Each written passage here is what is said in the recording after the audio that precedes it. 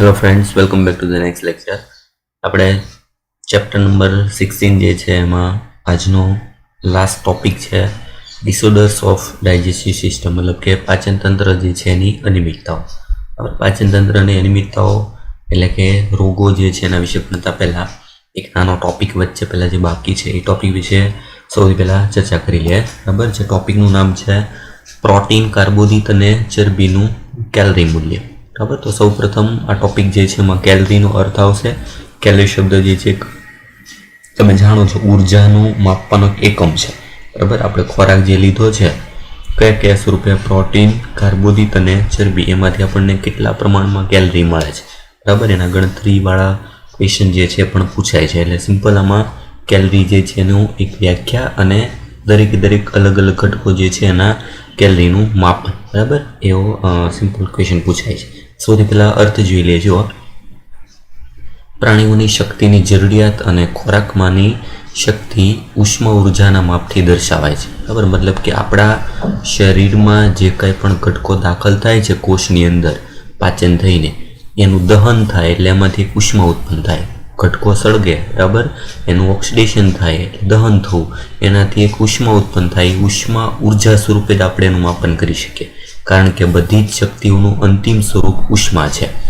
અને ઘણું ખરું તે કેલરી અથવા તો જૂલ દ્વારા મપાય છે. બરાબર, એમાં બે એકમો છે આ ઉષ્મા ઉર્જાને માપવા માટેના, કેલરી અને જૂલ.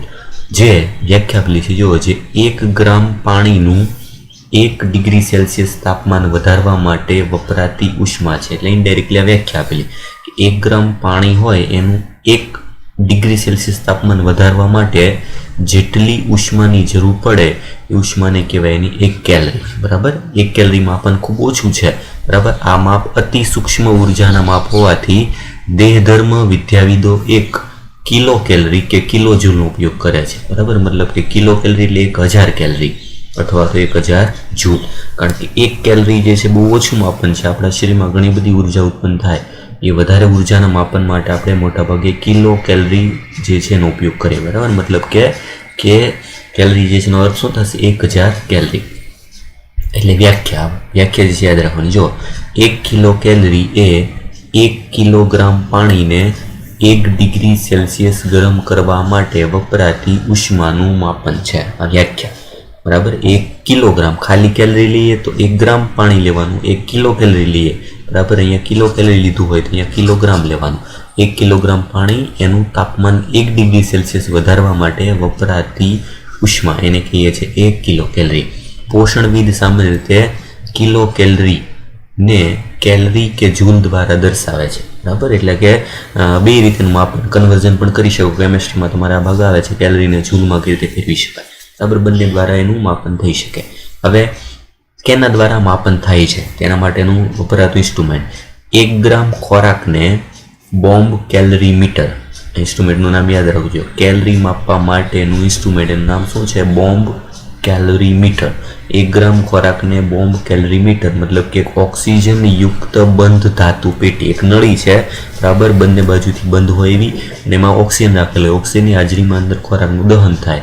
માં સંપૂર્ણ દહનથી પ્રાપ્ત થતી શક્તિને કુલ કેલરી કે કુલ ઉર્જા કહે છે. બરાબર, મતલબ કે બોમ્બ કેલરી મીટરમાં તમે ખોરાકનો 1 ગ્રામ જથ્થો લઈ લો, 1 ગ્રામ ખોરાકના જથ્થાને ઓક્સિજનની હાજરીમાં એનું દહન કરવાનું, મતલબ એ સળગે એનાથી જે કુલ ઉર્જા ઉત્પન્ન થાય એ કુલ ઉર્જા જે છે એને કહેવાય એની કુલ કેલરી અથવા તો કુલ ઉર્જા મૂલ્ય. એ કેટલું માપન હોય? જો તો 1 ગ્રામ ખોરાકના વાસ્તવિક દહન માટે જરૂરી ઉર્જાને તેની દેહધાર્મિક ઉર્જા કહે છે. એટલે બે શબ્દ આવશે આમાં. જો પહેલા એવું છે કુલ ઉર્જા મૂલ્ય અને પછી એવું છે દેહધાર્મિક ઉર્જા મૂલ્ય. બરાબર, મતલબ કે પહેલો જે ભાગ આવ્યો છે એ છે ટોટલ ઉર્જા.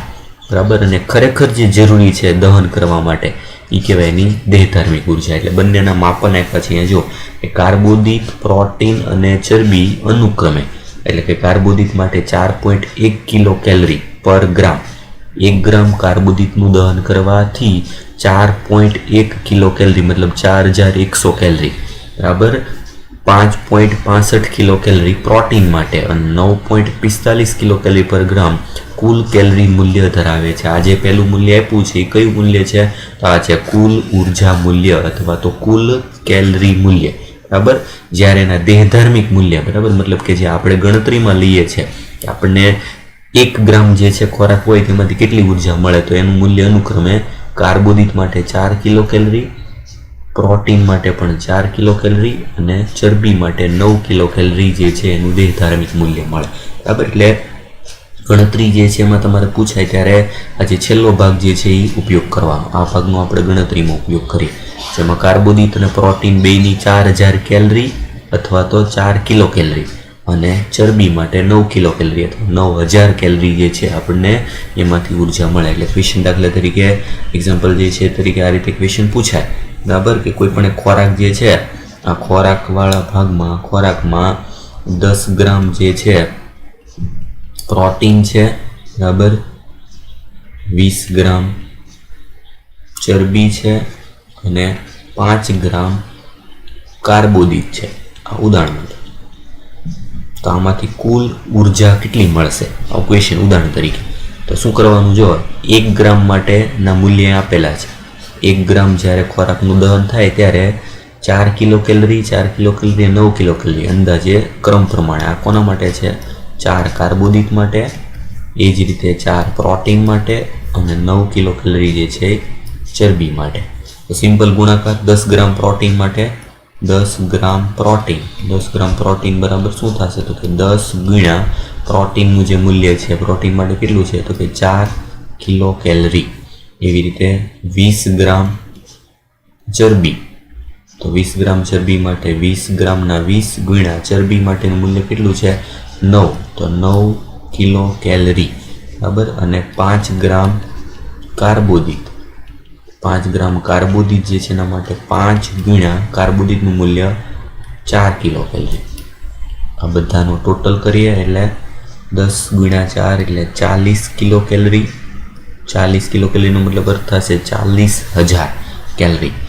9 ગુણ્યા 20 એટલે 180 કિલો કેલરી અને 5 ગુણ્યા 4 20 કિલો કેલરી. ટોટલ કરશું ત્રણેયનો એટલે આટલા ખોરાક જે છે એમાંથી આપણને 180 પ્લસ 40 પ્લસ 20 એટલે કેટલા થશે, બરાબર, 40 ને 20 60, 60 ને 180 એટલે 0, 3, 230 કિલો કેલરી કુલ દેહધાર્મિક મૂલ્ય, કુલ ઉર્જા 230 ટોટલ. આપણને જે ક્વેશ્ચન પૂછ્યો છે બરાબર એ પ્રમાણે, બરાબર, કુલ આપણને જે છે કેટલા થશે, સોરી 240 થશે. 180 ને 20 એટલે 200, 200 ને 40 એટલે 240, 240 કિલો કેલરી. યાદ રાખજો કિલો કેલરીમાં પણ છે, બરાબર. 240 ગુણ્યા જે 1000 કરી તો કેલરી આપણને મળે. આ જે છે આપણો આન્સર થશે. એક એક્ઝામ્પલ ખાલી લીધું છે, બરાબર. આની જગ્યાએ પ્રોટીનની જગ્યાએ તમને પ્રોટીન મળતું હોય, બરાબર, એવા ખોરાક જે છે એ પણ આપી શકે, જેમ કે કઠોળ આપી દે. પ્રોટીન જે છે એ શેમાંથી મળે વધારે, બરાબર, તો પ્રોટીન જે છે એનો મુખ્ય સ્ત્રોત જે છે તો દાખલા તરીકે માંસ જે છે એમાંથી, બરાબર, ઈંડા જે છે એ ભાગમાંથી આપે તમને પ્રોટીન લઈ લેવાનું. ચરબી તેમાં કોઈ પણ તેલી ઘટક હોય, ઘી હોય, બરાબર, ચરબી એવો ભાગ લઈ શકે. કાર્બોદિત માટે તો કાર્બોદિત જે છે એના માટે કોઈ પણ દાખલા તરીકે શર્કરા હોય, ગ્લુકોઝ હોય, શેરડી હોય, બરાબર, કોઈ પણ જે છે ધાન્ય લઈ લે, ઘઉં, મકાઈ, ચોખા, બટાટા, આ બધું કાર્બોદિતમાં. એટલે તમને ઇનડાયરેક્ટલી એવું કહી શકે કે 5 ગ્રામ જે છે એ સ્ટાર્ચ આપેલું છે, 10 ગ્રામ જે છે આલ્બ્યુમિન, ઈંડા જે છે પ્રોટીન આપેલું છે. તો તમારે સમજી આવવાનું છે પ્રોટીન કીધું છે, ચરબી કીધું છે, કાર્બોદિત. એ પ્રમાણેના મૂલ્ય લઈ અને તમે ગણતરી કરી શકો, બરાબર. ખાસ યાદ રાખવાનું છે દેહધાર્મિક મૂલ્ય આપણે ગણતરીમાં ઉપયોગ કરીએ છીએ. વાસ્તવિક મૂલ્ય આ છે. વાસ્તવિક મૂલ્ય મતલબ આ ખરેખર આટલી ઉર્જા ઉત્પન્ન થાય છે, પણ આપણે ગણતરીની સરળતા માટે 4, 4 અને 9 એવા મૂલ્યનો ઉપયોગ કરીએ. એ બે યાદ રાખજો. દેહધાર્મિક ઉર્જા મૂલ્ય, બરાબર, એ જે છે આપણે ગણતરીમાં લઈએ છીએ અને કુલ કેલરી અથવા કુલ ઉર્જા મૂલ્ય જે છે આ છે 4.1, 5.65 અને 9.45. એટલે આ કેલરી મૂલ્ય જે છે એની વ્યાખ્યા અને દરેકના મૂલ્ય આટલો યાદ રાખવાનું છે. એના આધારિત ક્વેશ્ચન પૂછાય છે, બરાબર. અને આના માપન માટેનું ઇન્સ્ટ્રુમેન્ટ નામ શું છે? બોમ્બ કેલરી મીટર નામના ઇન્સ્ટ્રુમેન્ટમાં આપણે કેલરી જે છે એ માપી શકીએ, બરાબર. અને આ આવી ગયું એની વ્યાખ્યા. 1 કિલો કેલરી એટલે 1 કિલોગ્રામ પાણીને 1 સેલ્સિયસ તાપમાન વધારવા માટે વપરાતી ઉષ્મા. બરાબર, આ રીતે એનાનો ટોપિક જે છે આપેલો છે એ યાદ રાખવાનો છે. બરાબર, હવે એના પછી આજનો આપણો નેક્સ્ટ ટોપિક જે છે મુખ્ય થશે, જે મેઇન ભાગ જે છે પાચન તંત્રની અનિયમિતતાઓ. બરાબર, પાચન તંત્ર જે છે એની અનિયમિતતાઓ, ડિસઓર્ડર્સ, પાચન તંત્ર સંબંધિત જે છે કયા કયા જે છે એ રોગ જોવા મળે. તો સૌથી પહેલાં પાચન માર્ગની બળતરા એ બેક્ટેરિયા અથવા વાયરસના ચેપથી થતી સામાન્ય બીમારી છે. બરાબર, જે બેક્ટેરિયા કે વાયરસ જે છે ઇન્ફેક્શન થાય એટલે આપણો પાચન માર્ગ જે છે જઠર, આંતરડું, બરાબર, એમાં આપણને ઇન્ફેક્શન થવાથી બળતરા થાય. આ ઉપરાંત આંતરડાના પરોપજીવી, મતલબ કે આપણા આંતરડા જે છે એમાં કેટલાક એવા સૂક્ષ્મ જીવો રહે છે, જેમ કે પટ્ટી કૃમિ, ગોળ કૃમિ એટલે કે રાઉન્ડ કૃમિ, કરમિયા જેને કહીએ છીએ, તંતુ કૃમિ, થેડો, અંકુશ કૃમિ, હુક ક્રોમ, પિનવોર્મ, આ બધા અલગ અલગ જે છે કૃમિના પ્રકારના. આ ચેપના કારણે પણ ઘણીવાર પેટમાં જે છે દુખાવો થાય. બરાબર, આ સામાન્ય રોગો છે. બાળકોમાં ખાસ કરીને આવા કૃમિ જે છે એના રોગો વધારે જોવા મળે છે. બહારથી દાખલ થતા સૂક્ષ્મજીવો આપણા શરીરમાં આંતરડામાં કાયમી માટે વસવાટ કરે ને એના કારણે ઇન્ફેક્શન જે છે થાય અને આંતરડામાં દુખાવો થાય. તો એ કૃમિજન્ય થતા સામાન્ય જે છે રોગો છે, જે આંતરડામાં પરોપજીવી તરીકે વસતા સજીવો છે. કયા કયા? તો પટ્ટી કૃમિ, ગોળ કૃમિ, તંતુ કૃમિ, અંકુશ કૃમિ અને પિન કૃમિ. જેવાનો આકાર હોય એના આધારે એના અલગ અલગ જે છે કૃમિના નામ આપેલા છે. બરાબર, એટલે આ સિમ્પલ સામાન્ય જે છે એ રોગ થશે. એના પછી જે મુખ્ય રોગો, બરાબર, તો એમાં સૌથી પહેલું મુખ્ય રોગ છે પીળીઓ અથવા તો જોન્ડિસ. જોન્ડિસ જે છે એના માટે બીજા શબ્દ પહેલાં તો લખાઈ દો. પીળીઓ જે છે એનો મતલબ બીજો અર્થ થશે કમળો, અથવા બીજું નામ થશે હિપેટાઇટિસ. હિપેટાઇટિસ મતલબ કે યકૃતમાં થતો સોજો આવો. બરાબર, કમળો જેમાં શરીર આખું પીળું પડી જાય, અને પીળું પડી જાય એટલે નામ પીળીઓ અથવા તો જોન્ડિસ. બરાબર, એનું કારણ શું છે? જો તો આમાં સૌથી પહેલાં તો જેમાં યકૃત અસર પામે છે, યકૃતને આધારિત જે છે રોગ છે, જેમાં પિત્તરંજકોના જમાવડાથી ત્વચા અને આંખો પીળા રંગના દેખાય છે. આપણા શરીરમાં યકૃતમાંથી મુક્ત થાય પિત્તરસ. બરાબર, એટલે આમાં શું થાય કે પિત્તરસનું પ્રમાણ વધી જાય. પિત્તરસનું વધુ સ્ત્રાવ, પિત્તરસ વધી જાય એટલે વધુ પિત્તના લીધે એમાં રહેલા પિત્તરંજકો, કયા પિત્તરંજકો આગળ આવી ગયા? તેનું નામ છે બિલીરુબિન અને બિલીવર્ડિન. બિલીરુબિન અને બિલીવર્ડિનનો વધુ જથ્થો, જેના લીધે શરીર જે છે એ વધારે પીળા રંગનું દેખાય. આખું શરીર પીળું થઈ ગયું હોય પણ એમાં શરીરનો જે સફેદ ભાગ હોય, જેમ કે આપણી ચામડી જે છે, આંખો, બરાબર, નખ, આ બધા ભાગ જે છે એ વધુ પીળા દેખાય. એના આધારે આપણે જે છે આપણે એનું નિદાન કરી શકીએ. બરાબર, એટલે યકૃતમાં સોજો આવી જાય. યકૃતમાં સોજો આવવાના લીધે જે છે એ પિત્તરંજકો જે છે કયા કયા? તો કે આ પિત્તરંજકો બિલીરુબિન અને બિલીવર્ડિન એનું પ્રમાણ વધી જાય, કારણ કે પિત્તરસ શરીરમાં હોય એના કરતાં વધારે જે છે વધી જાય. એટલે આ થઈ ગયું સામાન્ય રોગ. નામ બીજા યાદ રાખવાના છે પીળીઓ અથવા કમળો અથવા હિપેટાઇટિસ. બીજો રોગ છે સિમ્પલ ઉલટી. બરાબર, વોમિટિંગ. જઠરના ઘટકોનું મુખ દ્વારા બહાર નીકળવાની ક્રિયા છે.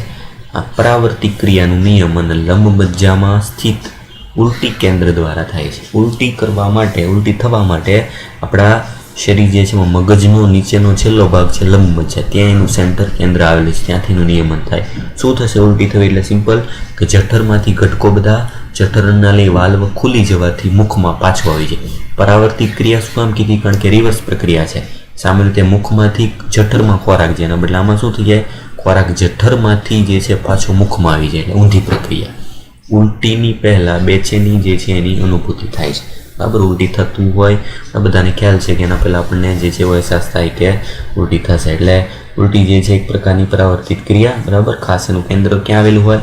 તો લંબમજ્જા જે છે એમાં ઉપકા થશે. ઉલટી પહેલાં બેચેની એટલે ઉપકા જેવી અનુભૂતિ આપણને થાય. બરાબર, જે ઉલટી થવાની એક સામાન્ય નિશાની છે. એટલે જઠરરસવાળો ભાગ મુખમાં પાછી ધકેલવાની પ્રક્રિયા. બરાબર, ઘણા બધા કારણો છે. ગતિ અસર જે છે એના લીધે થાય, અથવા તો કોઈ પણ ઝેરી ખોરાક જે છે શરીરમાં દાખલ થઈ ગયો હોય તો એના લીધે આવું થઈ શકે, અથવા તો કોઈ પણ જે છે એ જઠરવાળા ભાગ જે છે એમાં બિનજરૂરી ઘટક જે શરીર માટે યોગ્ય નહીં એવો દાખલ થઈ ગયો હોય તો એના લીધે ઓટોમેટિક લંબમજ્જાના કેન્દ્ર દ્વારા પ્રક્રિયા જે છે એનું નિયમન થઈ શકે. એટલે ઉલ્ટ કેન્દ્ર જે છે એનું લંબ મજ્જામાં સ્થાન આવેલું હોય, યાદ રાખવાનું છે. આ થઈ ગયો બીજો રોગ. એના પછી નેક્સ્ટ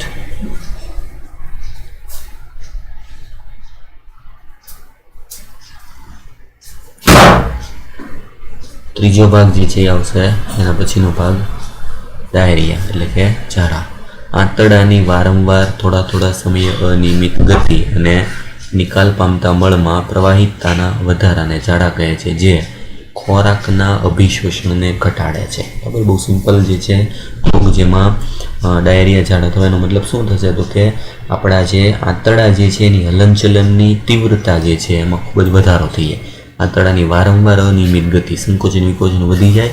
નિકાલ પામતા મળમાં નોર્મલી ઘન સ્વરૂપ એના બદલે પ્રવાહી પ્રમાણ વધી જાય. બરાબર, સ્વાભાવિક છે, પ્રવાહી પ્રમાણ વધી જાય એટલે મતલબ ખોરાકનું અભિશોષણ છે, સારા ઘટકો જે શોષણ થઈ જાય છે એનું પ્રમાણ ઘટી જાય. બરાબર, એનો મતલબ કે આવી સ્થિતિ જે છે એના લીધે શરીરમાં ડિહાઇડ્રેશનની સ્થિતિ આવી શકે. શરીરમાં પાણી જે છે એનો ઘટાડો થઈ જાય, ક્ષાર બધા ઘટી જાય, કારણ કે જે કામના ઘટકો શોષણ થવા જોઈએ એ થાય નહીં. બરાબર, આંતરડાની વધારે પડતી અનિયમિત જે છે સંકોચન વિકોચનની પ્રક્રિયા જે છે એના લીધે થઈ શકે. શરીરમાં આપણે ફાઇબરયુક્ત તંતુમય દ્રવ્યો જે છે એનું ઓછું પ્રમાણ લીધું હોય ત્યારે પણ આવું થઈ શકે. બરાબર, નેક્સ્ટ એના પછી કબજિયાત અથવા તો કોન્સ્ટિપેશન. બરાબર, કબજિયાતમાં આંતરડાની અનિયમિત ગતિના કારણે મળાશયમાં ભરાઈ રહે છે. બરાબર, આગળ જેવું તેનાથી એક્ઝેક્ટ ઊંધું. આમાં તો ખોરાકનું અભિશોષણ ઘટી જાય, આમાં પાણીનું શોષણ વધારે પડતું વધી જાય. ખોરાકનું જે ઘન સ્વરૂપ હોય એ ઘન સ્વરૂપ વધારે પડતું થઈ જાય. મળ જે છે એનું આગળ વહન ન થાય, મળાશયમાં લાંબા સમય જે છે સુધી પડ્યું રહેશે. બરાબર, ખાસ કરીને ખોરાક જે છે એની નિયમિત આદતો જે છે મળ ત્યાગ કરવાની બાળકો જે છે એમાં ખરાબ ટેવ જેનો યોગ્ય સમય ના હોય ત્યારે આવી સ્થિતિ જે છે ડિપ્રેશન, અનિયમિત જે છે આહાર હોય, ઊંઘ જે છે એનો અભાવ હોય તેના લીધે કબજિયાત કોન્સ્ટિપેશન જે છે એની સામાન્ય બીમારી થઈ શકે. બરાબર, આંતરડાની અનિયમિત ગતિ છે જેના લીધે મળાશયમાં પડી રહે, પાણીનું વધારે પડતું શોષણ થઈ જાય. નેક્સ્ટ એના પછી અપચો, ઇનડાઇજેશન, ડાયજેશન ઓછું થવું. આ સ્થિતિમાં ખોરાક જે છે એનું સંપૂર્ણ પાચન થતું નથી અને પેટ ભરેલું લાગે છે. પેટમાં જે છે ખોરાક જે છે એમને પડેલો જ રહેશે, એનું પાચન થવું જોઈએ, થશે નહીં એટલે ખોરાક આગળ ના જાય. એના કારણે ઉત્સેચકોનો અપૂરતો સ્ત્રાવ, બેચેની, ખોરાકનું ઝેરી થવું, વધારે પડતું ખાવું અને મસાલાદાર ખોરાક છે કારણ. બરાબર, અપચો ડાયજેશન શેનાથી થાય? જે પાચક ઉત્સેચકોનો સ્ત્રાવ થવો જોઈએ એ સ્ત્રાવ ઓછો થવો, પૂરતા સ્ત્રાવ ન હોય. બેચેની મતલબ ડિપ્રેશન, એના લીધે પાચન ન થાય. ખોરાકનું ઝેરી થવું, ખોરાક જે છે એમાં ઝેરી કોઈ ઘટકો દાખલ થઈ જાય અથવા તો ખોરાક જઠરમાં લાંબા ગાળા સુધી પીડ્યો રહેશે, હવે એના લીધે એમાં ઝેરી ઘટકો નિર્માણ થશે. વધારે પડતું ખાવું, જરૂરિયાતથી વધારે જે છે ખાવું, જેના લીધે એનું પાચન જે થવું જોઈએ માત્રામાં નહીં થાય અને વધેલો ખોરાક એનું જઠરમાં પીડ્યો રહેશે. મસાલાદાર ખોરાક, વધારે પડતા જે છે મસાલાદાર સ્પાઇસી જે છે ખોરાક ખાવો, જેના લીધે આપણા પાચન તંત્રના સ્ત્રાવો જે છે એનું પ્રમાણ યોગ્ય બેલેન્સ જે થવું જોઈએ ના રહે. બરાબર, એટલે આ બધી સ્થિતિ છે અપચાની, ઇનડાઇજેશન. બરાબર, બહુ સિમ્પલ એક લાઇનમાં બધા ભાગ આપેલા છે. એક લાઇનના આધારે સિમ્પલ જોડકા સ્વરૂપે જે છે ક્વેશ્ચન પૂછે. બરાબર, ઇંગ્લિશ નામ સાથે ગુજરાતી નામ બંને જે છે બહુ સિમ્પલ છે, યાદ રાખવાના છે. બરાબર, નેક્સ્ટ જે હવે પછીનો ભાગ જે છે ખાસ ખૂબ જ ઇમ્પોર્ટન્ટ, નીટમાં વારંવાર ક્વેશ્ચન પૂછાય છે, એ થશે PEM. બરાબર, નીટ માટે ઇમ્પોર્ટન્ટ ક્વેશ્ચન આમાંથી પૂછાય છે. સૌથી પહેલાં PEM જે છે એક શોર્ટ ફોર્મ છે, આખું નામ છે પ્રોટીન એનર્જી માલન્યુટ્રિશન, એટલે કે પ્રોટીન અને ઉર્જાની ઉણપ એના લીધે થતા રોગો. શરીરમાં પ્રોટીન અને ઉર્જા યોગ્ય માત્રામાં, પ્રોટીન અને ઉર્જા એટલે કેલરી પૂરતા પ્રમાણમાં ન મળે તો એના લીધે થતા રોગો ક્યાં જોવા મળે? સૌથી પહેલાં જો દક્ષિણ પૂર્વ એશિયા, દક્ષિણ અમેરિકા, પશ્ચિમ અને મધ્ય આફ્રિકાના ઘણા વિકાસ પામતા દેશમાં પ્રોટીન અને કુલ ખાદ્ય કેલરીની પાચન ઉણપ ખૂબ જ ફેલાયેલ છે. બરાબર, ખાસ કરીને આફ્રિકન કન્ટ્રી જે છે, કેન્યા જે છે, બધા ભાગ ત્યાં દુકાળ જેવી સ્થિતિ વધારે રહી છે. ત્યાંના બાળકો જે છે એના મોટા ભાગે આવતા હોય, જ્યાં ખોરાક ખાવા માટે જમવાનું જે છે ખોરાક મળતો નથી, એના લીધે ત્યાંના બાળકો જે છે જન્મથી જ પ્રોટીન અને કેલરીની ઉણપ જે છે એની અછતથી કેટલાક રોગોનો શિકાર બને. પ્રોટીન ઉર્જા કુપોષણ એટલે કે પોષણ યોગ્ય મળતું નથી, આખું નામ પ્રોટીન એનર્જી માલન્યુટ્રિશન મોટા પ્રમાણમાં વસ્તીને સૂકા, દુષ્કાળ અને રાજકીય ગડબડ દરમિયાન અસર કરે છે. બરાબર, કોઈ પણ પ્રમાણમાં ખોરાક જે છે, સૂકા રણ જેવી સ્થિતિ હોય જ્યાં ખોરાક જે છે થતો નથી, અથવા તો દુષ્કાળ જેવી સ્થિતિ થાય જેમાં ખોરાક પાકે નહીં જે છે, અને રાજકીય ગડબડ, કોઈ પણ જે છે રાજકીય ગડબડ દરમિયાન જ્યાં કોઈ વિસ્તાર જે છે એને ત્યાંથી અલગ પાડી દીધો હોય, અથવા તો કોઈ પણ રાજકીય જે છે કારણના લીધે જે તે વસ્તી જે છે એને ખોરાકની અછત ઊભી થાય. આવી સ્થિતિમાં ત્યાંના બાળકો જે છે, બરાબર, એમાં PEM રોગ થઈ શકે. આવું કુપોષણ ઉદાહરણ આપ્યું છે જો, જેમ કે બાંગ્લાદેશમાં આઝાદીની લડાઈ દરમિયાન અને ઇથોપિયા કન્ટ્રી છે, બરાબર, આફ્રિકન કન્ટ્રી, જેમાં 80ના દાયકામાં મધ્યમાં ભયંકર દુષ્કાળ દરમિયાન જોવા મળે. બે સ્થિતિ આવી ગઈ જો, બરાબર. આ એક કુદરતી સ્થિતિ છે દુષ્કાળ જેવી, આ રાજકીય ગડબડ બાંગ્લાદેશમાં આઝાદી લડાઈ સમય ત્યારે બાળકો જે છે એમાં ખોરાકના અછતને લીધે કંઈ ભયંકર આવા રોગો જોવા મળેલા હતા. બરાબર. PEM જે છે શિશુ અને બાળકોને અસર કરે. શિશુ મતલબ કે જેમાં 1 વર્ષથી ઓછી ઉંમર હોય એવા બાળકો, અને 1 વર્ષથી વધુ ઉંમરના બાળકો જે છે બંનેમાં અસર થાય. એમાં અલગ અલગ 2 પ્રકારના રોગો, એમાં એક છે મરાસ્મસ રોગ અને બીજો ભાગ જે છે ક્વોશિયોર્કોર. આ બંને રોગો જે છે એ PEM અંતર્ગત આવતા ઉદાહરણ છે. આપણે 2 એક ભણવાના છે. બરાબર. પ્રોટીન એનર્જી માલન્યુટ્રિશનથી થતા રોગો કયા, તો 2 મુખ્ય છે, એક મરાસ્મસ, બીજો છે ક્વોશિયોર્કોર. બંનેમાં ડિફરન્સ થોડો તફાવત છે. તફાવત શું છે આપણે એક ભાગ જોઈ લઈએ એટલે એના પરથી તમને ખ્યાલ આવી જશે. ક્વેશ્ચન આના પરથી ખૂબ જ ઇમ્પોર્ટન્ટ પૂછાય છે એની વારંવાર. બરાબર. ક્વોશિયોર્કોર અને મરાસ્મસ જે છે એને અંતર્ગત જે છે એના લક્ષણો અને એમાં બંનેમાં ખાસ તફાવત શું છે તે, બરાબર, એક જોઈએ. સૌથી પહેલો આવે છે મરાસ્મસ. મરાસ્મસ રોગ જે છે પ્રોટીન અને કેલરીની ઉત્તેજનાત્મક ઉણપના કારણે પેદા થાય છે. બરાબર. સૌથી પહેલું જે છે તો એ શેના લીધે થાય છે, તો પ્રોટીન અને કેલરી મતલબ પ્રોટીન અને ઉર્જા બેની ઉણપ તે 1 વર્ષથી નાના શિશુમાં મળી આવે છે. ખાસ આ તફાવત. મરાસ્મસ જે છે એ 1 વર્ષથી નાના બાળકોમાં થાય. ક્વોશિયોર્કોર જે આગળ આવ્યું તો 1 વર્ષથી મોટી ઉંમરના બાળકોમાં થાય. શું કામ આવું થાય, જો એમાં પ્રોટીન નથી મળતી, કેલરી નથી મળતી. ક્યારે માતાના દૂધને બદલે ખૂબ જ વહેલા બીજો ખોરાક કે જે બંને પ્રોટીન અને કેલરી મૂલ્યમાં નબળો હોય તે આપવામાં આવે ત્યારે આ ખામી સર્જાય છે. બરાબર. સૌથી મેઇન મુખ્ય રીઝન તો બાળક જન્મે ત્યારે બાળક માટે સંપૂર્ણ પોષણ માટેનો આહાર છે માતાનું દૂધ. માતાનું દૂધ એ સમતોલ આહાર છે, એમાં પ્રોટીનની માત્રા વધારે હોય અને બીજા ભાગ પણ બધા મળી રહે. હવે એવા સમયે કોઈ પણ કારણસર જ્યારે બાળકને યોગ્ય માત્રામાં માતાનું દૂધ ન મળે તો દૂધના બદલામાં પાવડરવાળું દૂધ આપવામાં આવે અથવા તો બીજો કોઈ પણ ખોરાક અગાઉ આપી દેવામાં આવે. એના લીધે શું થશે તો કે જે સમયે એને માતાની દૂધની જરૂર છે એના બદલે બીજો કોઈ ખોરાક આપવામાં આવે કે જે ખોરાકમાં ખરેખર પ્રોટીન પણ પૂરતું ન હોય અને કેલરી પણ ન હોય. એના લીધે બાળક જે છે એના 1 વર્ષથી નાની ઉંમરમાં તેને અગાઉથી જે છે એની ઉણપ સર્જાય. પ્રોટીન નહીં મળે અને કેલરી નહીં મળે, જેમાં કારણ તરીકે માતામાં બીજું ગર્ભધારણ અથવા પ્રસૂતિ હોય અને મોટું શિશુ હજી નાનું હોય ત્યારે આવું થાય છે. જો આ કારણ મેઇન. બરાબર. ખાસ કરીને જે છે ઇન્ડિયા જે કન્ટ્રીમાં વધારે જોવા મળે, જેમાં માતા જે છે એમાં જે એક બાળક હજી 1-2 વર્ષનું થયું ન હોય ત્યાં બીજું બાળક આવી ગયું. બરાબર. એટલે જે નાનું બાળક જે ખરેખર હજી નાનું છે એને પોષણ આપવાનો ટાઈમ છે એ સમયે એને પોષણ નહીં મળે. નાનું બીજું શિશુ આવી જાય એટલે જે એનાથી મોટું જે છે જે ખરેખર મોટું નથી, એનું 1-1.5 વર્ષની જ ઉંમર હોય પણ ત્યારે એને પોષણ જે આપવું જોઈએ યોગ્ય માત્રામાં મળે નહીં. એને માતાના દૂધને બદલે બીજો કોઈ આહાર જે છે આપવામાં આવે એટલે એનાથી નાનપણથી જ એનામાં પ્રોટીન અને એનર્જી જે છે એની ઉણપ સર્જાતી રહી. થાય શોમાં જો મરાસ્મસમાં પ્રોટીનની ઉણપ સર્જાય, વૃદ્ધિ જે થવી જોઈએ ના થાય, કારણ કે એના માટે પ્રોટીન જરૂરી, શરીરનો બાંધો ના બને. પેશીય પ્રોટીનની ફેરબદલી. આપણા શરીરમાં સૌથી માત્રામાં જે વધારે માત્રામાં બોડી બનાવવા વપરાતું હોય તે પ્રોટીન છે. પ્રોટીન એમાં મળે નહીં એટલે એની શરીર જે છે એનું બંધારણ જ ના બને. શરીરની અતિક્ષીણતા મતલબ કે જે વૃદ્ધ જેવું શરીર થઈ જાય. બાળક નાનપણથી જે છે જેમાં હાડપિંજર જેવું શરીર જે છે દેખાતું હોય, સ્નાયુ જે છે એનો યોગ્ય વિકાસ ના થયો હોય, ઉપાંગો પાતળા થવા, ચામડી સુકાઈ ગયેલી હોય, શુષ્ક પાતળી કરચલીયુક્ત, બરાબર, લક્ષણો મતલબ કે શરીર જે છે એ એકદમ સુકાયેલું અને હાડપિંજર જેવું દેખાય. બરાબર. કારણ કે એમાં સ્નાયુ બન્યા ના હોય. સ્નાયુ શરીરનો બાંધો બનાવવા માટે પ્રોટીન જરૂરી છે. એ પ્રોટીન એને 1 વર્ષથી ઓછી ઉંમર જે હોય ત્યારથી જ મેળવું નથી એટલે એનું શરીર જે છે પહેલેથી જ આવું જે છે થશે. વૃદ્ધિ દર ને શરીરના વજનમાં ઘટાડો.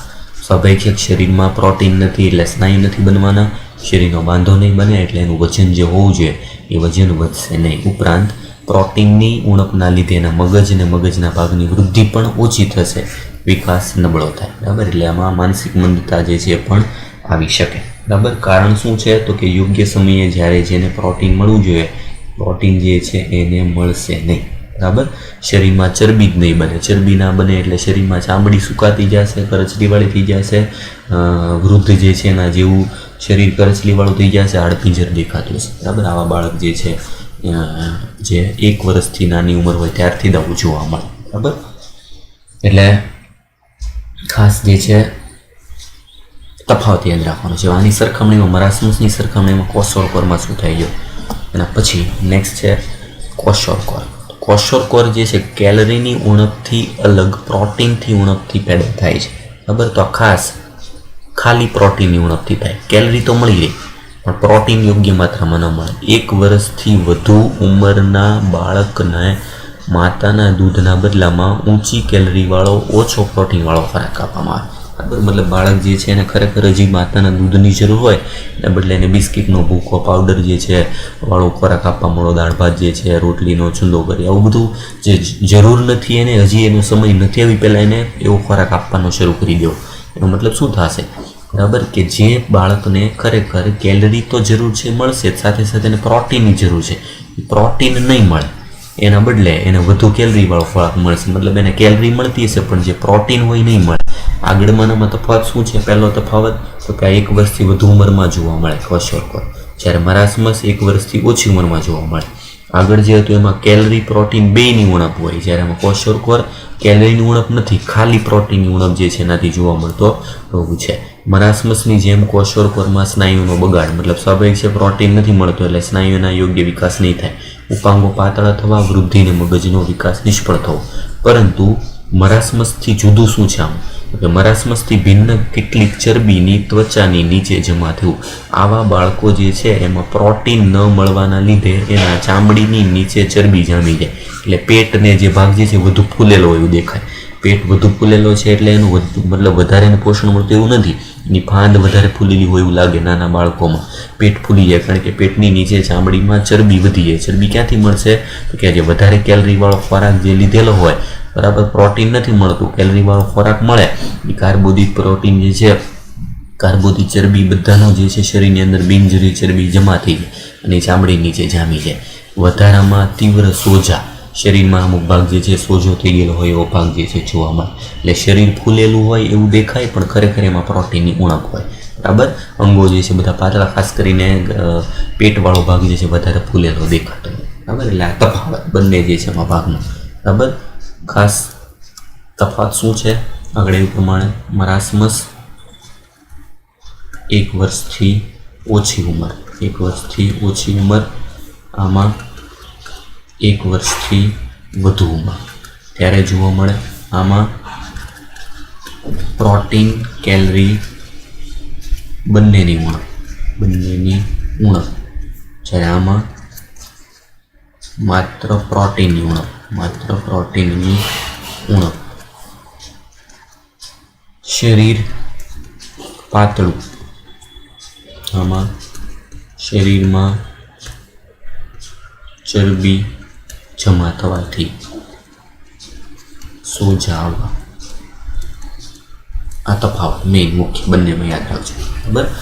મરાસમસ અને ક્વોશોરકોર બેમાં સમાનતા શું છે તો કે બંને PEM છે, મતલબ કે પ્રોટીન એનર્જી માલન્યુટ્રિશન તરીકે ઓળખાતા રોગો છે. 1 વર્ષથી ઓછી ઉંમરમાં થાય છે, બરાબર. મરાસમસ છે વધુ ઉંમરે થાય છે. ક્વોશોરકોર બેમાં પેલું પ્રોટીન કેલરી બંનેની ઉણપથી થાય, બીજું માત્ર પ્રોટીનની ઉણપથી થાય. આમાં શરીર પાતળું પડી જાય, માનસિક વિકાસ થાય, હાડકા જે છે બધા દેખાતા એવું શરીર થાય. આમાં શરીર પાતળું હોય પણ અમુક જગ્યાએ ચરબી જમા થઈ જાય અને સોજા આવેલો હોય એવો ભાગ જોવા મળે, બરાબર. આ બંનેમાં ખાસ જે છે તફાવત. એટલે આમાંથી ઇમ્પોર્ટન્ટ જે છે ક્વેશ્ચન પૂછાય છે, બરાબર. આથી ગયા શરીર જે છે એના મુખ્ય પાચન સંબંધિત જે છે કેટલાક રોગો, બરાબર. હવે આના પછી નેક્સ્ટ એક ભાગ જે છે કે જે આપણે આગળના લેક્ચર જે છે એમાં બાકી રહી ગયો હતો, એક ભાગ નાનો, એક તરફ ફરીથી ટૂંકમાં જે સમજાવી દો. તો આપણે ભણ્યા હતા આગળ ખોરાકનું અભિશોષણ વાળો ટોપિક જે આગળના લેક્ચરમાં ભણ્યા હતા એમાં આપણે એક ભાગ બાકી રહી ગયો હતો ભૂલથી. જો તો કયા કયા ભાગો હતો કે કાર્બોદિત, પ્રોટીન અને ચરબી આ ત્રણેયનું પાચન થાય એમાં કાર્બોદિત અને પ્રોટીન જે છે એનું શોષણ સરળતાથી થઈ જાય. ચરબીના જે ઘટકો હોય ચરબીનું પાચન થાય એટલે ચરબીના પાચનથી મળે ફેટી એસિડ અને glycerol. Fatty acid plus glycerol. ચરબીના પાચનથી ફેટી એસિડ અને ગ્લિસરોલ જે મળે બરાબર આંતરડામાં એ સંપૂર્ણ રીતે પાણીમાં અદ્રાવ્ય હોય. પાણીમાં અદ્રાવ્ય કારણ કે આ ચરબી છે, પાણીમાં અદ્રાવ્ય છે એટલે આનું સીધું શોષણ થતું નથી, એટલે તેનું સીધું રુધિર દ્વારા શોષણ થતું નથી. યાદ રાખજો, આગળ જે આવ્યું હતું બરાબર એમાં એવું હતું કે સક્રિય અથવા મંદ વહન દ્વારા કાર્બોદિત અને પ્રોટીનના ઘટકો જે છે એનું શોષણ થાય. બરાબર, આનું સીધું શોષણ થઈ શકે. બરાબર, જ્યારે ચરબી એવો ઘટક છે જેનું સીધું શોષણ રુધિરમાં ન થાય, એનું શોષણ કઈ રીતે થાય? બરાબર, તો એના શોષણ જે છે થવા માટે તો યાદ રાખવાનું, દાખલા તરીકે ફેટી એસિડ પ્લસ ગ્લિસરોલ આ બંને જે છે એનું સૌથી પહેલાં તો કે શરીર જે છે એમાં ફેટી એસિડ અને ગ્લિસરોલ જે છે એ નાના બિંદુઓ ભેગા મળી અને એક સ્વરૂપ જે છે એનું નિર્માણ કરે. નાના બિંદુઓ ભેગા થઈ અને આંતરડાના શ્લેષ્મ સ્તરમાં મિસેલ્સનું નિર્માણ કરે. મિસેલ્સનું નિર્માણ કરે એટલે સૌથી પહેલા ભાગ જે છે શું છે તો કે ફેટી એસિડ અને ગ્લિસરોલના બિંદુઓ ભેગા મળીને આવી રીતની રચના નિર્માણ થાય. બરાબર, મિસેલ જે આપણે સાબુની કણની પ્રક્રિયા તમે આગળ ભણી ગયા છો એવી રીતના બિંદુ ભેગા મળીને આવા મિસેલ જેવી રચના જે છે નિર્માણ કરે. સૌથી પહેલા ભાગ જે છે એ શું બને? મિસેલ. ફેટી એસિડ અને ગ્લિસરોલનું સૌથી પહેલા મિસેલમાં રૂપાંતર થાય. મિસેલવાળા ભાગ જે છે એનું શું થાય તો કે મિસેલવાળો ભાગ જે છે તેઓ મિસેલ ફરીથી પ્રોટીન આવૃત કાયલોમાઇક્રોનમાં ફેરવાય. કાયલોમાઇક્રોનમાં ફેરવાય. ઇંગ્લિશ નામ છે બરાબર, કાયલોમાઇક્રોન. સૌથી નાના કદના સૂક્ષ્મ કણો, પ્રોટીનથી આવૃત એવી નાની રચના, પ્રોટીનથી આવૃત હોય એવી નાની રચના જે છે એમાં એનું રૂપાંતર થાય, એનું નામ છે કાયલોમાઇક્રોન. સૌથી પહેલાં મિસેલ્સ બને, મિસેલમાંથી કાયલોમાઇક્રોન બને. આ કાયલોમાઇક્રોન જે છે બરાબર એ શું છે તો કે ચરબીના નાના ગોળાકાર બિંદુ. બરાબર, તેલી બિંદુઓ તો હતા જ, એનાથી નાના બિંદુમાં ફેરવાય છે, પ્રોટીનથી આવૃત હોય. બરાબર, એને કાયલોમાઇક્રોન તરીકે ઓળખાય. આ કાયલોમાઇક્રોન જે છે એ આગળ જતા રસાંકુરોની લસિકા વાહિનીમાં શોષણ થાય. લસિકા વાહિનીનું નામ હતું પયસ્વિની. એમાં શોષણ થાય. બરાબર, લસિકા વાહિનીમાં દાખલ થાય અને લસિકા વાહિની જે છે ત્યાંથી આગળ વહન થઈને જશે રુધિરમાં. એટલે આ માર્ગ યાદ રાખવાનો છે, ખાસ ઇમ્પોર્ટન્ટ. બરાબર, ફેટી એસિડ અને ગ્લિસરોલ સીધા રુધિરમાં નથી જતા. એના પહેલાં શું થાય તો કે પહેલાં જે છે આ ફેટી એસિડ અને ગ્લિસરોલનું રૂપાંતર થશે મિસેલમાંથી બનશે કાયલોમાઇક્રોનમાંથી જે છે લસિકા વાહિનીમાંથી સીધું જશે રુધિરમાં. અને રુધિર દ્વારા પછી ત્યાંથી કોષો જે છે એમાં એનું શોષણ થશે. આ રીતના માર્ગ દ્વારા ફેટી એસિડ અને ગ્લિસરોલ જે છે એનું શોષણ થાય છે. બરાબર, એક મુદ્દો બાકી રહી ગયો તો આગળના ટોપિકમાં એ એડ કરી દેજો. બરાબર, અહીંયા આપણે ટેક્સ્ટ બુક પ્રમાણે જે છે આપણે જે ચેપ્ટરવાળો ભાગ જે છે પાચન તંત્ર સંબંધિત ભાગ પૂરો થાય છે. બરાબર, આના પછી મુખ્ય ભાગ જે છે એમાં એક્સ્ટ્રા ઉમેરવા માટે આપણે કેટલાક વિટામિન જે છે અને વિટામિનની ઉણપથી થતા રોગો જે છે અને એના નામ જે છે ખાલી હું લખાઈ દઉં છું, એક્સ્ટ્રા જે છે નોટ એમાં એડ કરવાના છે એ જોઈ લે ટૂંકમાં. બરાબર, તો મહત્ત્વના વિટામિન્સ તથા તેની ઉણપથી થતા રોગો એને સંબંધિત જે છે ક્વેશ્ચન પૂછાય છે. વિટામિન સંબંધિત રોગો જે છે મતલબ પાચન તંત્ર સાથે જ સંકળાયેલા છે, તો દરેક વિટામિનના નામ, એના બીજા નામ જે છે અને સાથે એનાથી થતા રોગો એ એક લિસ્ટ આપું છું. બરાબર, સૌથી પહેલો આવશે વિટામિન B1. વિટામિન B1નું બીજું નામ છે થાયમીન. વિટામિન B1 બરાબર, એનું બીજું નામ છે થાયમીન. થાયમીનની ઉણપ જે છે એનાથી થતો રોગ. બરાબર, તો થાયમીનની ઉણપ જે છે એનાથી થતો રોગ છે બેરી જે છે. બરાબર, જે એક પ્રકારનું ચામડીનો રોગ છે, બરાબર, અને હૃદય સંબંધિત ખામી જે છે એમાં પણ સર્જાય, બરાબર. એટલે સૌથી પહેલું આ રોગો છે અને આ વિટામિન B1, બીજું નામ છે થાઇમિન, એની ઉણપથી થતા રોગો જે છે બેરી. બીજો ભાગ છે વિટામિન B2નું બીજું નામ છે રિબોફ્લેવિન. વિટામિન B2 બીજું નામ થશે રિબોફ્લેવિન, બરાબર. વિટામિન રિબોફ્લેવિન જે છે, બરાબર, અથવા એનું બીજું નામ થાય વિટામિન G તરીકે પણ ઓળખાય, બરાબર. રોગના મેઇન નામ છે B2 અથવા રિબોફ્લેવિન, બરાબર, જેનાથી કાઇલોસિસ નામનો રોગ થાય છે. જે છે એમાં કાઇલોસિસ જે છે તરીકે ઓળખાતા રોગ, જેમાં આંતરડા જે છે એમાં સોજો આવવાની એવી પ્રક્રિયા જે જોવા મળે રિબોફ્લેવિન ઉણપથી. ત્રીજો રોગ જે છે આવશે વિટામિન B3. બરાબર, જે B1, B2 જે છે એના વિટામિન B3 જે છે એના માટેનું બીજું નામ છે વિટામિન નિએસિન. વિટામિન B3, બરાબર, અથવા તો નિએસિનની ઉણપથી પેલાગ્રા નામનો રોગ થાય, બરાબર. વિટામિન B3 એની ઉણપથી થતો રોગ પેલાગ્રા, બરાબર, જે છે એ ઝાડા જેવી પરિસ્થિતિ જે છે, ડર્મેટાઇટિસ જે છે ચામડીનો રોગ, એવી પરિસ્થિતિ થાય છે. આ પૂછાઈ ગયું છે પેલાગ્રા જે છે કઈ વિટામિનની ઉણપથી થાય, તો નિએસિન અથવા વિટામિન B3. એના પછી ચોથું આવશે વિટામિન B5. વિટામિન B5 નામ છે એનું પેન્ટોથેનિક એસિડ. પેન્ટો 5 પરથી વિટામિન B5 પેન્ટોથેનિક એસિડ જે છે, બરાબર, એ વિટામિન એની ઉણપથી જે છે રોગ થાય બર્નિંગ ફીટ સિન્ડ્રોમ. મતલબ કે પગ જે છે એના તળિયાવાળા ભાગમાં બળતરા થતી હોય એવો રોગ, પગના તળિયા જે છે બળે, બરાબર, એ રોગ છે વિટામિન B5ની ઉણપથી થતો રોગ, બરાબર. પાંચમું આવશે વિટામિન B6 જે છે એનું બીજું નામ છે પાયરિડોક્સિન. બીજા ઉપનામ સાથે યાદ રાખવાના છે. વિટામિન B6, બરાબર, એની ઉણપથી થાય જે છે B6ની ઉણપ જે છે એના લીધે થતા રોગો જે છે એમાં ખાસ કરીને મરાસમસ, ઉબકા, ઉલટી, બરાબર, જેવી સામાન્ય સ્થિતિ, બરાબર, જે પાયરિડોક્સિન વિટામિન જે છે એના લીધે થતી સિમ્પલ ખામી છે. છઠ્ઠું વિટામિન જે છે એના પછી આવશે વિટામિન B12. વિટામિન B12નું બીજું નામ આવશે સાયનોકોબાઇલએમાઇન. જે આપણા આંતરડામાં જે છે વિટામિન B12ના શોષણ જે છે કરવા માટેના ઘટકો આવેલા હોય, બરાબર, અને વિટામિન B12 જે છે આપણા આંતરડામાં પણ નિર્માણ થઈ શકે. વિટામિન B12 સાયનોકોબાઇલએમાઇન, બરાબર, એનાથી થશે વિનાશક એનેમિયા.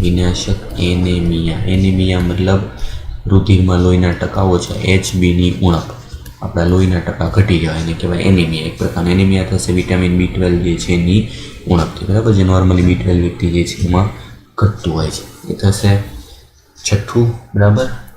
એના પછી નેક્સ્ટ જે છે આવશે સાતમું vitamin C.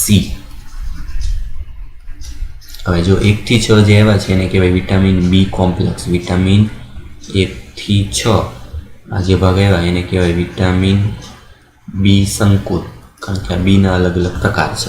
Vitamin B complex B1, B2, B3, B5, B6 અને B12 બધા વિટામિન બીના કોમ્પ્લેક્સ છે. પછી આવશે વિટામિન C. વિટામિન C જે છે એનું બીજું નામ થશે એસ્કોર્બિક એસિડ. વિટામિન C જે છે એનાથી તથા રોગો જે છે એમાં થશે સ્કર્વી જે છે, બરાબર, અને પાયરિયા મતલબ પેઢામાંથી લોહી નીકળવું, બરાબર. ચામડી જે છે દાંતનો રોગ અને સાથે પાયરિયા પેઢામાંથી લોહી નીકળવું એ છે વિટામિન C જે છે એસ્કોર્બિક એસિડ એની ઉણપથી થતો રોગ. નેક્સ્ટ જે છે ટોટલ થયા 7. એના પછી 8મું આવશે વિટામિન D, જેનું ઇંગ્લિશ નામ છે બીજું નામ કેલ્સીફેરોલ. વિટામિન ડી જે છે કેલ્શિયમ સાથે સંકળાયેલું છે, હાડકાના બંધારણમાં મહત્વનું જરૂરી એટલે કેલ્શિયમ સાથે કેલ્સીફેરોલ. વિટામિન ડી જે છે એની ઉણપ જે છે એમાં 2 રોગો યાદ રાખજો. બાળકોમાં રોગ જે છે એનું નામ છે રિકેટ્સ. બાળકોમાં રિકેટ્સ, હાડકા નબળા બની જવા, અને પુખ્તમાં ઓસ્ટિયોમેલેસિયા. ઓસ્ટિયોમેલેસિયા આ બંને રોગ. બંનેમાં હાડકા નબળા બની જાય અને હાડકા જે છે એની અંદર કેલ્શિયમ ઘટી જાય, બરાબર. પણ બેમાં રોગનું નામ બદલાય છે. વિટામિન ડીની ઉણપથી બાળકોમાં રિકેટ્સ રોગ થાય, પુખ્તમાં ઓસ્ટિયોમેલેસિયા, બરાબર. પછી નેક્સ્ટ આવશે વિટામિન ઈ. વિટામિન ઈ જે છે એનું નામ થશે ટોકોફેરોલ. કેલ્સીફેરોલ આવ્યું છે એવી રીતે, અને પછી આવશે ટોકોફેરોલ. ટોકોફેરોલ જે છે એની ઉણપ, વિટામિન ઈ જે છે એની ઉણપથી આવશે સ્નાયુમાં ક્ષીણતા. સ્નાયુમાં ક્ષીણતા એટલે સ્નાયુ જે છે નબળા પડી જાય, અને નપુસંકતા. નપુસંકતા એટલે કે ફર્ટિલિટી જે છે, વંધ્યતા એવી સ્થિતિ વિટામિન ઈ જે છે એની ઉણપથી આવી શકે. 10મું આવશે એના પછી વિટામિન એ. વિટામિન એ જે છે એનું બીજું નામ થશે રેટિનોલ. રેટિનોલ. વિટામિન એ એટલે કે રેટિનોલ આંખ માટે ખૂબ જ જરૂરી, બરાબર. એની ઉણપથી થશે રતાંધળાપણું. રતાંધળાપણું, બરાબર. રતાંધળાપણું જે છે મતલબ નેત્ર શુષ્કતા. આંખો જે છે એનું દ્રષ્ટિ જતી, આંખ માટે ખૂબ જ જરૂરી હોય રેટિનાલ. એને જેવું બંધારણ છે આમાં રેટિનોલ. લીલા શાકભાજી જે છે એમાંથી વિટામિન એ વધારે મળે. એના પછી 11મું આવશે વિટામિન કે. વિટામિન કે જે છે એનું બીજું નામ છે મીનાડાયોન. મીનાડાયોન અથવા તો ફાઇટોક્વિનોન. ક્વિનોન શબ્દ આવે એનો મતલબ વિટામિન કે, બરાબર. અને વિટામિન કે જે છે એની ઉણપથી થાય અતિ રક્તસ્રાવ. અતિ રક્તસ્રાવ મતલબ શરીર જે છે એમાંથી લોહી જે છે એકવાર નીકળવાનું ચાલુ થાય પછી બંધ જ ના થાય, બરાબર. વિટામિન કે લોહીને જમાડતો ઘટક છે, બરાબર. એટલે લોહી જામવાની પ્રક્રિયા ધીમી પડવી. ઇન્ડિરેક્ટ શું થશે? લોહી જામવાની ક્રિયા ધીમી પડવી. લોહી જામવાની પ્રક્રિયા ધીમી પડી જાય એટલે રક્તસ્રાવ જે છે ચાલુ રહેશે. એ થશે વિટામિન કે જે છે એની ઉણપ. એના પછી આવશે વિટામિન એચ. વિટામિન એચનું બીજું નામ થશે બાયોટિન. વિટામિન એચ અથવા તો વિટામિન બાયોટિન, બરાબર. એની ઉણપ જે છે એના ઉણપ જે છે એમાં આવશે સાંધાના દુખાવા. સાંધાના દુખાવા. એના પછી નેક્સ્ટ આવશે વિટામિન B9. આગળ એક બાકી રહ્યું છે B9. Folic acid. Vitamin B9 folic acid, જેમાં આવશે મેક્રોલાઇટિક એનેમિયા. હિમોગ્લોબિનની ઉણપ સર્જે તો બીજો એક ભાગ ફોલિક એસિડ જે આપણા રક્તકણ નિર્માણની પ્રક્રિયા માટે જરૂરી છે. મેક્રોલાઇટિક એનેમિયા એટલે એક પ્રકારની હિમોગ્લોબિનની ઉણપ જે આપણા વિટામિન બી કોમ્પ્લેક્સ જે છે એમાં આવશે, બરાબર. એટલે આવી રીતના આટલા વિટામિન છે. વિટામિનના નામ અને એની ઉણપથી થતા રોગો જે છે ખાસ યાદ રાખવાના છે, અને એમાંથી ક્વેશ્ચન જોડતા સર પૂછાય છે, બરાબર. એટલો આવશે પાચન તંત્ર સંબંધિત. અને પછી આપણે નેક્સ્ટ જે છે હવે ન્યૂ ચેપ્ટર સ્ટાર્ટ કરશું, બરાબર. ફેર નોટ જે છે એમાં વધારાનું જે એક્સ્ટ્રા લખાવેલું છે બધું એડ કરી દેજો.